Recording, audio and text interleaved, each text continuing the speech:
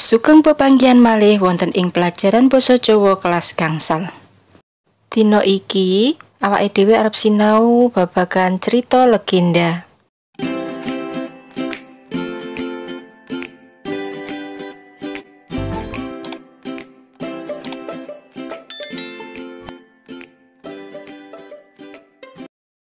Crita iku ana loro wujude, yaiku crita fiksi lan crita non-fiksi. Crita fiksi yaiku crita sing ngayawara, direka-reka anane, mula bisa diarani dongeng. Jadi cerita fiksi itu adalah cerita yang mengada-ada, direkayasa adanya, maka bisa dibilang sebagai dongeng. Dongeng kaperang dadi telu, yaiku A. Mite. Mite yaiku dongeng kang ana gathukane karo alaming lelembut utawa alam gaib. Mite itu adalah dongeng yang ada hubungannya dengan alam lelembut atau alam gaib.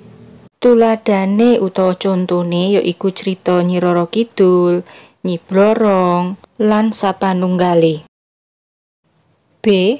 Fabel. Fabel yaiku dongeng kang paragane para sato kewan kang bisa celathu kaya manungsa. Jadi fabel itu adalah dongeng yang memperagakan adalah hewan yang bisa berbicara seperti manusia. Lumrahe kanggo mulang babagan akhlak sopan santun unggah-ungguh marang bocah cilik. Biasanya digunakan untuk mengajarkan tentang akhlak, sopan santun, tata krama kepada anak-anak kecil. Tuladane utawa contone cerita Kancil Nyolong Timun, Kancil karo Boyo, Gajah Mungsuh Semut, lan sapanunggale. C. Legenda. Legenda yaiku dongeng kang critakake asal-usul utawa dumadine salah sejining panggonan utawa barang. Jadi, legenda ini adalah dongeng yang menceritakan asal-usul atau terjadinya salah satu tempat atau suatu barang. Tuladane asal-usul Rawa Pening, legenda Tangkuban Prau, Malin Kundang, lan sapanunggale. Loro, cerita non-fiksi. Cerita non-fiksi yaiku cerita kang saknyatane, cerita yang sebenarnya. Cerita non-fiksi ono 4. Jadi cerita non-fiksi itu ada 4. A. Hikayat. Hikayat yaiku cerita kang critakake paragane kanthi jelas lan ijen-ijen.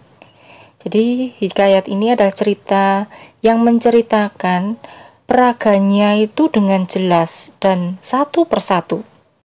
Biasane kang diceritakake iku babagan kang becik. Biasanya yang diceritakan itu adalah hal-hal yang baik. Tuladane hikayat Hang Tuah, hikayat Bahtiar, lan sapanunggale. B. Babat. Babat yaiku cerita kang ana buktine, nanging wis ketambahan cerita kang ngarang lan ora genah. Jadi cerita babat ini adalah cerita yang ada buktinya, tapi sudah ditambahi dengan cerita-cerita yang dikarang dan biasanya tidak sesuai. Tuladane babat Tanah Jawa, babat Mataram, babat Mojopait, lan sapanunggale. C. Sejarah. Sejarah yaiku cerita kang bener-bener kedadean lan ana bukti nyatane. Jadi sejarah itu adalah cerita yang benar-benar terjadi dan ada bukti nyatanya. Contohnya atau tuladane sejarah Jenderal Sudirman, sejarah Mojopait, sejarah Wali Perkasa, lan sapanunggale. D. Roman. Roman yaiku cerita kang nggambarake urip pawongan wiwit lair tekan pati. Jadi roman itu adalah cerita yang menggambarkan kehidupan seseorang mulai dari lahir hingga mati. Tuladane utawa contone roman adat, roman detektif, lan sapanunggale. Bab kang arep disinaoni ana ing Materi dina iki yaiku cerita fiksi utawa dongeng. Dongeng iku cerita kang ngemot piwulang lan pitutur kang becik kanggo awake dhewe. Jadi dongeng itu adalah cerita yang mengandung pembelajaran dan nasihat yang baik untuk kita semua. Mula ora ana salahe mangerteni dongeng-dongeng kang dadi warisaning leluhur. Jadi tidak ada salahnya kalau kita mengerti dongeng-dongeng yang menjadi warisan leluhur. Ing sawijining cerita utawa dongeng iku ngandhut unsur intrinsik lan ekstrinsik. Ing bab iki kang arep dibahas yaiku unsur intrinsik. Unsur intrinsik yaiku perangan-perangan kang ana ing sajroning dongeng. Jadi unsur intrinsik itu adalah apa-apa yang ada di dalam dongeng. Unsur intrinsik kang ana ing sajroning dongeng iku nyengkuyung lan ndadekake dongeng luwih endah lan apik. Unsur yang ada di dalam dongeng itu mendukung dan menjadikan dongeng itu lebih indah dan baik. Unsur intrinsik dongeng. A. Tema. Tema yaiku sing dadi underaning prakara crita utawa gagasan utawa pikiran pokok sing dadi dasar kanggo nulis crita. Tema itu adalah inti perkara cerita atau gagasan atau pikiran pokok yang jadi dasar untuk menulis sebuah cerita. B. Paraga. Paraga yaiku pelaku kang bangun cerita. Paraga kapérang dadi loro yaiku paraga pokok utawa tokoh utama lan paraga kang sipate mbiyantu utawa tokoh pembantu. C. Penokohan. Penokohan yaiku carane pengarang nggambarake lan njlentrehake karakter tokoh ana ing cerita. Jadi penokohan ini adalah cara pengarang menggambarkan dan menjelaskan karakter tokoh yang ada di dalam cerita. D. Setting. Setting utawa latar yaiku papan, wektu lan kaanan kedadeyane cerita. Jadi setting atau latar ini adalah tempat atau waktu dan keadaan kejadian di dalam cerita. E. Sudut pandang. Sudut pandang yaiku ing ngendi pengarang mapakake dheweke ing cerita atau di mana pengarang menempatkan diri di dalam cerita itu. F. Lelewaning basa.